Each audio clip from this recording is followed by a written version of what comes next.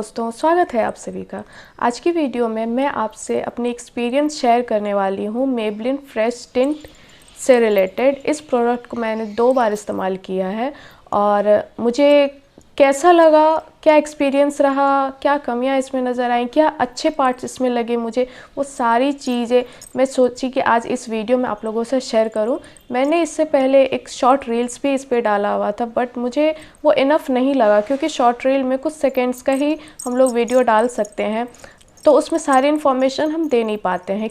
अगर कुछ इन्फॉर्मेशन दे देते तो एक्सपीरियंस शेयर नहीं कर पाते हैं, क्या बेनिफिट क्या डिमेरिट उसमें आया वो हम उसमें शेयर नहीं कर पाते हैं। फटाफट हमें वो एक रील में बोलना पड़ता है। तो मैंने सोचा एक सेपरेट से एक वीडियो बनाती हूँ। तो सबसे पहली बात इस टिंट की मुझे बहुत अच्छी लगी कि ये बहुत ही सुपर क्यूट सा एक बॉटल है, प्लास्टिक बॉटल है, जो कि गिरने पर भी टूटने का डर कम रहेगा। बहुत ही इजी है, ज़्यादा इसमें मेहनत करने की ज़रूरत नहीं है कि पैची हो जाएगा या फिर अजीब सा लगेगा, ग्लो स्किन करेगा या नहीं, इस तरीके की कोई प्रॉब्लम इसमें होने वाली है नहीं। मैंने जब अमेज़ॉन से इसे परचेज़ किया सबसे पहली बात, तो जब मैं अमेज़ॉन पे फाउंडेशन सर्च कर रही थी ना, मुझे ना कुछ नया ट्राई करने का मन था। तो मैंने सोचा कि चलो इस बार कुछ डिफरेंट ट्राई करते हैं।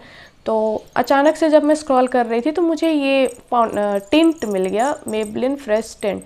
तो मैंने सोचा ये अचानक से, मतलब मैंने कभी इसको देखा नहीं और ये क्या मिल रहा है। तो मैंने गूगल सर्च किया तो तब मुझे पता चला ये न्यूली लॉन्च प्रोडक्ट है। तो मैंने सोचा कि क्यों ना इसको ही ऑर्डर किया जाए और कुछ नया ट्राई किया जाए, क्योंकि मैं नो मेकअप पर्सन हूँ, मुझे उतना मेकअप करना पसंद नहीं है और ये टिंट है तो मुझे लगा कहीं ना कहीं ये हमारे जैसे लोगों के लिए ही है। तो मैंने फट से इसे ऑर्डर किया और ये मेरे पास आ गया। मैं काफ़ी टाइम से वेट कर रही थी कि एकदम फर्स्ट एक्सपीरियंस आप लोगों के साथ शेयर करूँगी। मैं उसके पहले इसे यूज़ भी नहीं की, मैं इसे खोली भी नहीं। तो ये थी कहानी इस टिंट के पीछे। तो सबसे पहली बात मैं आपको बताऊं कि ये सारी इन्फॉर्मेशन इस बॉटल के पीछे में रहती है, और अगर आपको कुछ भी अदर इन्फॉर्मेशन चाहिए तो इसके यहाँ पे जो एक एरो मार्क दे रहे हैं, इसको हम निकालेंगे बाहर, बाकी की इन्फॉर्मेशन आपको इसमें मिल जाएंगी। और इसके पीछे में भी सारी इन्फॉर्मेशन दी हुई रहती है। मैंने जब इस फाउंडेशन को ख़रीदा तब रिपब्लिक डे सेल चल रहा था। इस प्रोडक्ट की एक्चुअल प्राइस प्रोडक्ट के पीछे लगी हुई है 399 रुपीज़ लिखी हुई है, बट मुझे ये 299 में शायद मुझे ये मिला। वीडियो को आगे बढ़ाने से पहले कुछ बातें हम जान लेते हैं प्रोडक्ट के बारे में। Maybelline New York fit me fresh tint with SPF 50 plus vitamin C। मैंने यहाँ पर शेड अपना 05 मंगवाया हुआ है। अब यहाँ पर देख लेते हैं हम लोग ये कंपनी क्या क्या क्लेम करती है।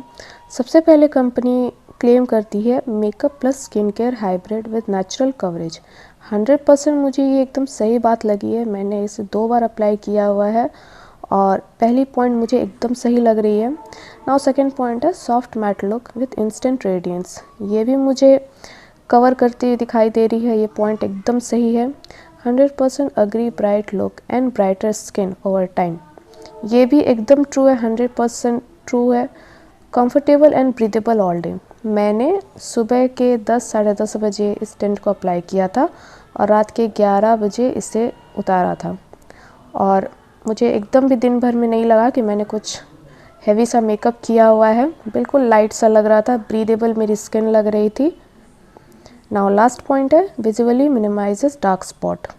आई थिंक ये स्किन केयर में आती है, लेकिन टिंट को लगाने के बाद, फाउंडेशन को लगाने के बाद धीरे धीरे डार्क स्पॉट कम होना, ये मुझे समझ में नहीं आता है, क्योंकि इसमें लिखा हुआ है स्किन केयर।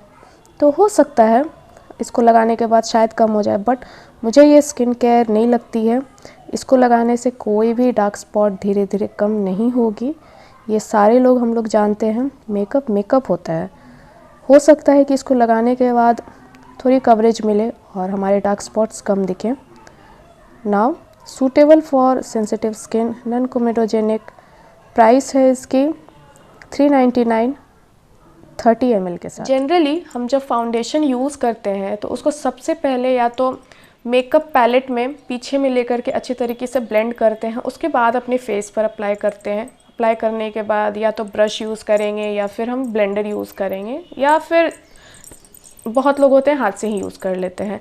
लेकिन मैंने जब इसको सोचा कि ट्राई करते हैं, मेरे दिमाग में ना 2-3 बातें आ रही थी जब इसको मैं ट्राई करने के बारे में सोची कि ब्लेंडर से जब मैं लगाऊंगी, एक तो इसमें लिखा हुआ है नेचुरल कवरेज ये प्रोवाइड करता है, तो मैंने सोचा जब ये नेचुरल कवरेज प्रोवाइड करता है, उससे भी पहले ये एक टिंट है, तो टिंट को हम क्या फिंगर से लगाएं, ब्लेंडर से लगाएं, ब्रश से लगाएं, क्योंकि हम लोग जितनी भी चीज़ें प्रोडक्ट वगैरह देखते हैं हमें रील्स के थ्रू पता चलती है, तो हमने जो चिक टेंट, लिप टेंट देखा हुआ है वो सब हम फिंगर से भी ब्लेंड करते हैं ना, तो वो बहुत ईजिली बहुत ही नेचुरल सा फिनिश देता है। बट मेरे दिमाग में था कि ये क्या है, मतलब ये टेंट ही है, हम इसको फेस पे किस तरीके से लगाएं। तो मैंने सोचा क्या कि हाफ साइड ट्राई करते हैं। तो मैंने हाफ साइड अपनी फेस पर फिंगर से ही अप्लाई किया और हाफ साइड ब्लेंडर से अप्लाई किया। मुझे ब्रश से उतनी सेटिस्फैक्शन रिज़ल्ट नहीं लगती है, तो मैंने सोचा कि यही 2 चीज़ जो मैं जनरली यूज़ करती हूँ वही चीज़ यूज़ करती हूँ। तो जो मैंने फिंगर साइड से अप्लाई किया था ना, वहाँ पे रिज़ल्ट मुझे कुछ अच्छा नहीं लगा। जो मेरे अंडर आई एरिया है, यहाँ पर आकर के मेरी जो टेंट है ना वो जमा हो गई। उसके बाद जो यहाँ पर फेशियल हेयर्स है यहाँ पर आकर जमा हो गए, पैची पैची सा मेकअप हो गया पूरा, कहीं पे मेकअप निकल गया मेरा, कहीं पे जाकर ज़्यादा जमा हो गया। फाइन लाइंस जो हो जाते हैं थोड़े थोड़े, वो सारे में जाकर के वो टेंट बैठ गया।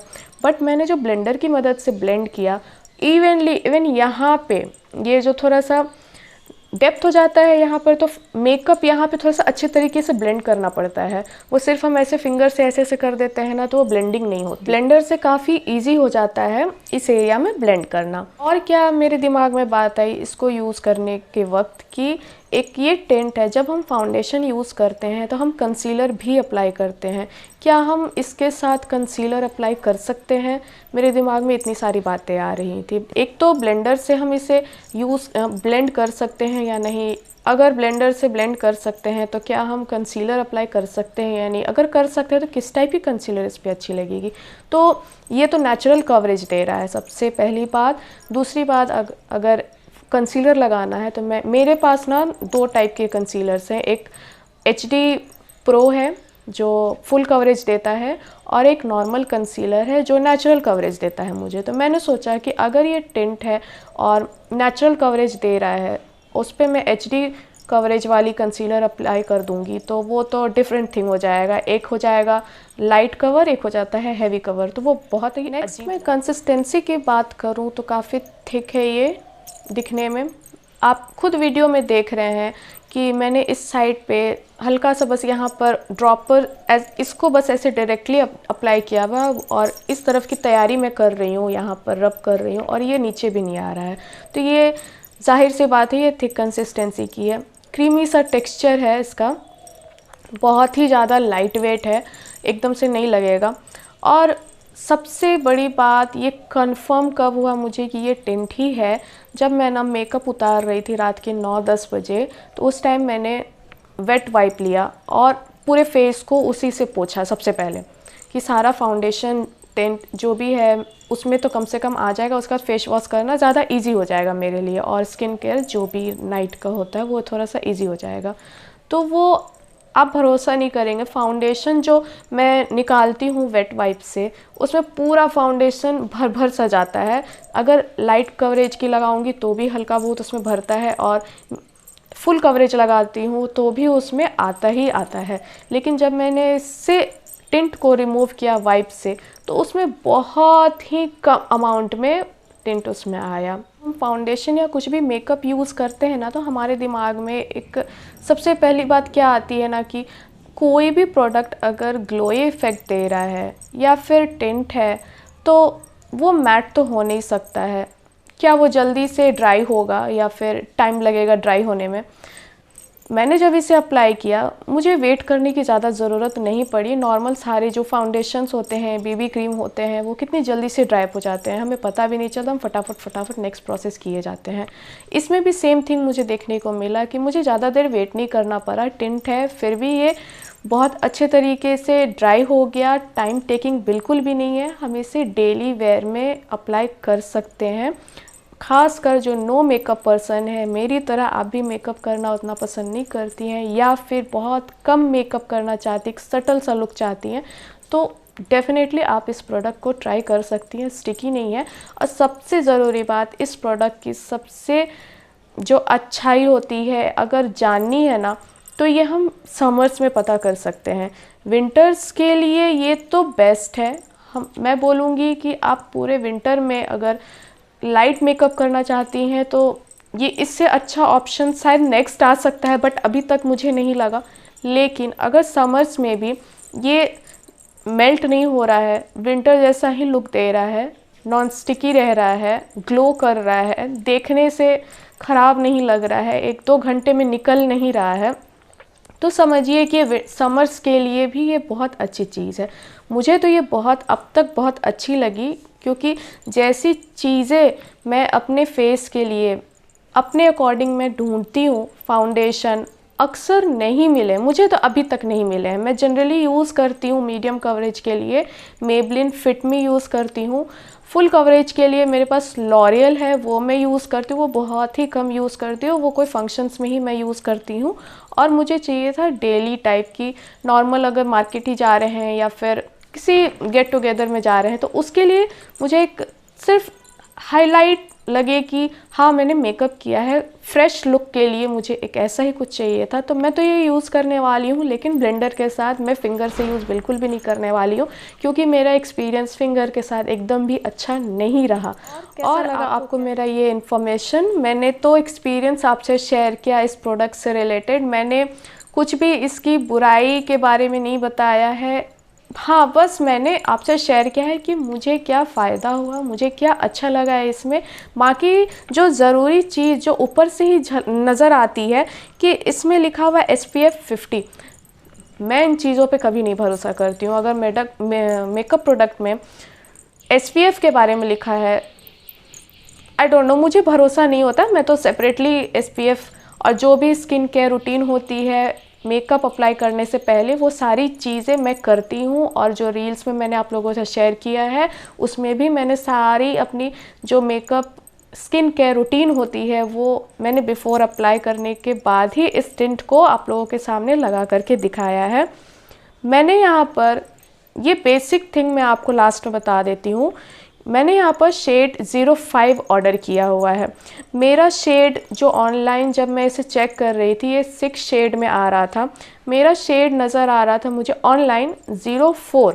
मैंने सोचा कि अगर 04 मैं मंगवाऊँगी, जनरली मैं ना फाउंडेशन जब भी ख़रीदती हूँ ऑनलाइन, मेरी सारे फाउंडेशंस ऑनलाइन ही खरीदे सारे मेकअप प्रोडक्ट, बट फाउंडेशन में ख़ास ख्याल रखती हूँ कि जब भी उसे ख़रीदना है ना, अगर मेरा शेड 03 आ रहा है या 04, ये बहुत ही लाइटर शेड है, ये आ रहा है तो मैं उससे एक शेड नीचे लेती हूँ। अगर 03 आ रहा है तो 04 लूँगी, 04 आ रहा है तो 05 लूँगी। तो मैंने यहाँ पर 05 लिया हुआ है, क्योंकि टीवी में, इंटरनेट में, ऑनलाइन में फ्लैश लाइट सारी चीज़ों के सामने में प्रोडक्ट को दिखाया जाता है, एडवर्टाइजमेंट किया जाता है, और उसके चलते वो लाइट ज़्यादा लगने लगता है, तो एक्चुअल कलर मिल पाना थोड़ा सा वो प्रॉब्लम हो सकता है। इसीलिए मैंने थोड़ा सा दिमाग लगाया और एक शेड मैंने नीचे ही लिया और ये मेरा परफेक्ट शेड आ गया। तो अगर आपको भी लगता है कि ये आइडिया हेल्पफुल है तो आप भी एक बार ट्राई करके देखिएगा। अगर आपका शेड बहुत लाइटर है, आप बहुत फेयर साइड में होती हैं और आपको लगता है कि आपका फाउंडेशन रॉन्ग आ गया है, तो एक शेड डाउन करके देखिए। अगर हेल्पफुल लगे तो कमेंट ज़रूर करिएगा। आई होप आपको मेरा ये इन्फॉर्मेशन आज अच्छा लगा होगा। फिर मिलती हूँ आपसे अगले वीडियो में, तब तक के लिए बाय।